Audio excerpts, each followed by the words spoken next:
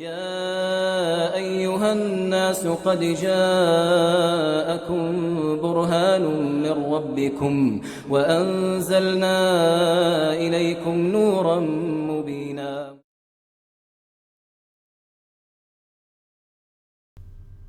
Assalamu alaikum wa rahmatullahi wa barakatuhu. Sourate 110.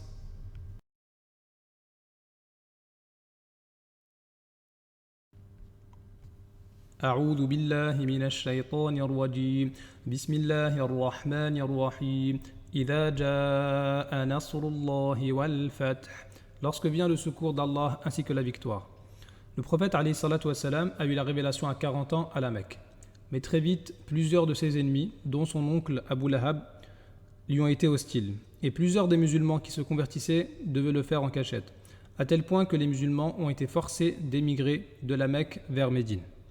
Mais quelques années plus tard, Allah a permis à son messager de revenir à la Mecque et de la prendre victorieux. وَرَأَيْتَ النَّاسَ يَدْخُلُونَ فِي دِينِ اللَّهِ أَفْوَاجًا. Et que tu vois les gens entrer en foule dans la religion d'Allah. Avant la prise de la Mecque, plusieurs personnes s'étaient certes converties à l'islam. Mais par crainte de l'ennemi, leur nombre n'était pas très grand. Avec la prise de la Mecque, plusieurs peuples se sont convertis à l'islam, comme le Yémen, à tel point que le prophète, alayhi salatu wassalam, au moment de mourir, avait plus de 100 000 compagnons. Et on voit encore aujourd'hui, depuis 1400 ans, plusieurs personnes qui se convertissent à l'islam, walillahi alhamd.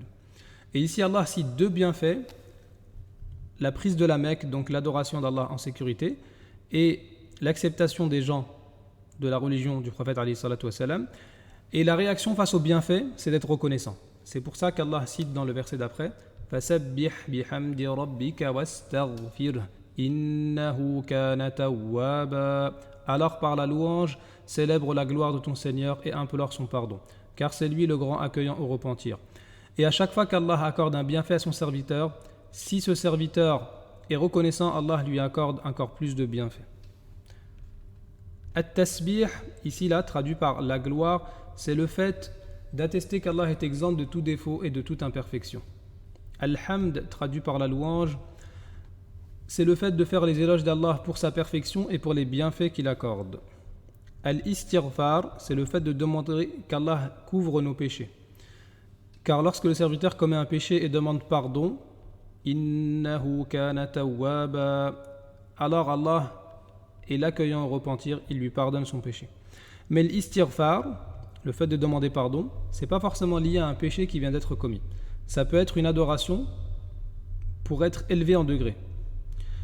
Et al-istighfar, le fait de demander pardon, c'est souvent lié aux adorations comme la prière ou al-hajj, le pèlerinage.